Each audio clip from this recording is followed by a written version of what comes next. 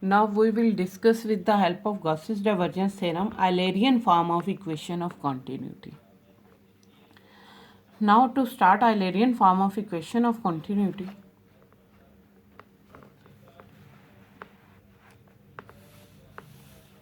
with the help of Gauss's divergence theorem, consider a portion of fluid contained within any closed surface. This is any closed surface, and this is the small portion that contained in the surfaces, fixed in space and containing volume tau. Its volume is tau.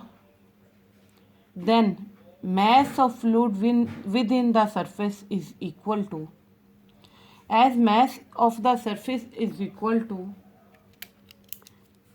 m is equal to density into volume.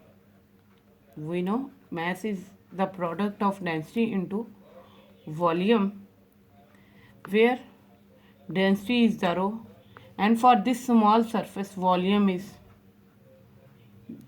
d tau, and this is the integral along the volume surface. So d tau is infinitesimal volume of the fluid particle. Then rate of mass increase within surface is, as with the passage of time, mass of surface increases as we increase our portion that is shaded under consideration. Then mass over time ratio will be written as change with respect to time into volume integral of density, and this is the first equation. Let n be the unit inward normal to the element ds. Now if volume doesn't vary with the time, if we limited our condition and we are saying that volume doesn't vary with the time, if volume is not varying, not changing, then it should be clear that must equal to, then volume of fluid flowing inward the surface should be equal to volume of the fluid moving outside from the surface. Both should be same, because we are taking that there is no variation in volume, there is no change in the volume. So inward fluid volume and outward fluid volume from the surface should be equal. So surfaces to the rate at which it flows out should be equal. Then by using Gauss's divergence theorem, divergence of the volume, divergence of the vector and its volume integral can be written with the flux of the vector over that surface.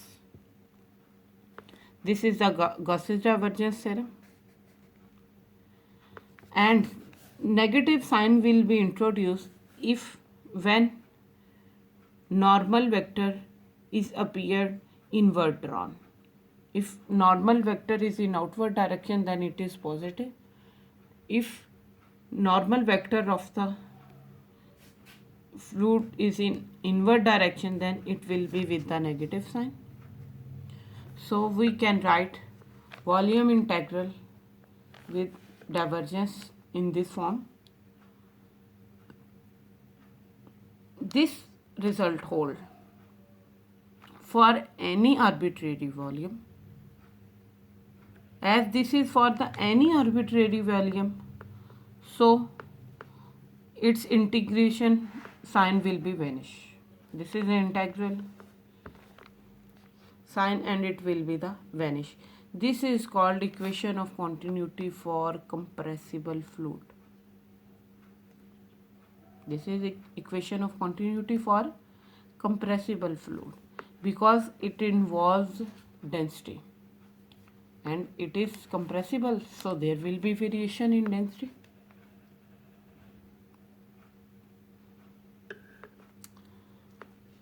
Now, with the help of this, we can discuss that. This equation of continuity can be discussed that for incompressible fluid.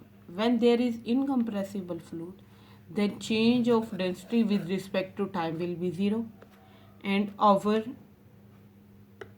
variation, this equation will reduce to the divergence of rho into velocity is equal to zero. When we will take divergence of these two quantities by applying product rule, then it will be written as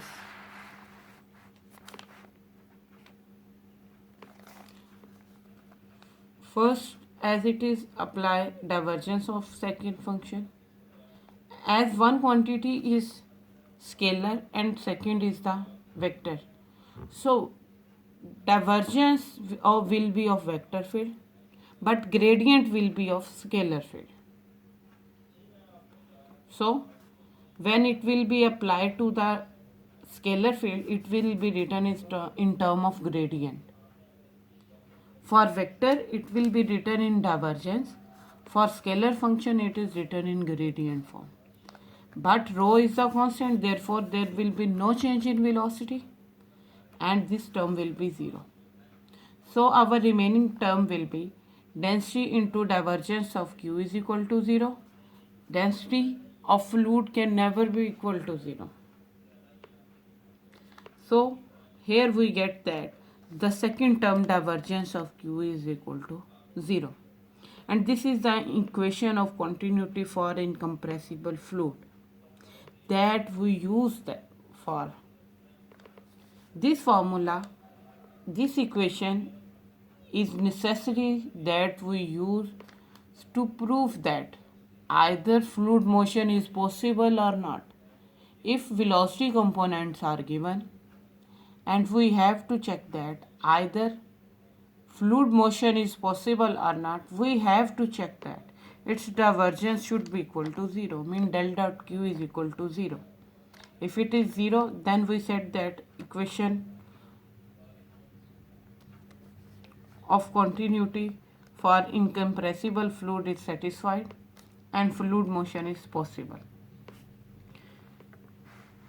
Using Cartesian coordinates of velocity along x-axis, y-axis and z-axis, we check it here. In extremely important case, when rotation is irrotational motion, when motion is irrotational, then velocity is equal to negative of del phi. This is scalar function. So for equation of continuity for liquid in irrotational motion, if we are going to be check that either rotation, either fluid flow motion is possible for irrotational motion, then we have to check that it satisfies Laplace equation. And Laplace equation states that partial square f over partial x square plus partial square f over partial y square is equal to 0, and similarly for third term is equal to 0. So Laplacian form is del square phi is equal to 0. When we are going to check that fluid motion is possible for given velocity components, then we will check it by using del dot q is equal to 0. And when we are going to check that irrotational motion is possible, then we will apply formula del square phi is equal to the 0. And this is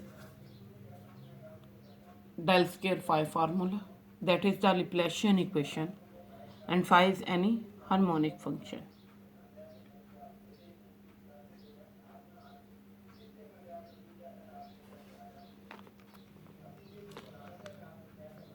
For this investigation, it appears that a fluid cannot move according to an arbitrary assigned law. For motion, fluid motion is only possible when it satisfies equation of continuity. If it doesn't satisfy equation of continuity, then fluid motion is not possible.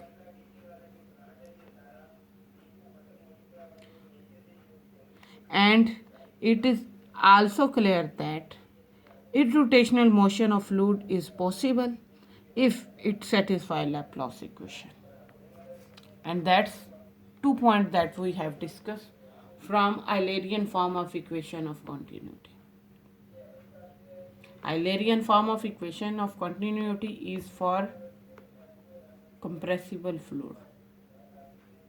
And from that we have deduced another equation that tells us at which point fluid motion is possible and at which point irrotational motion is possible.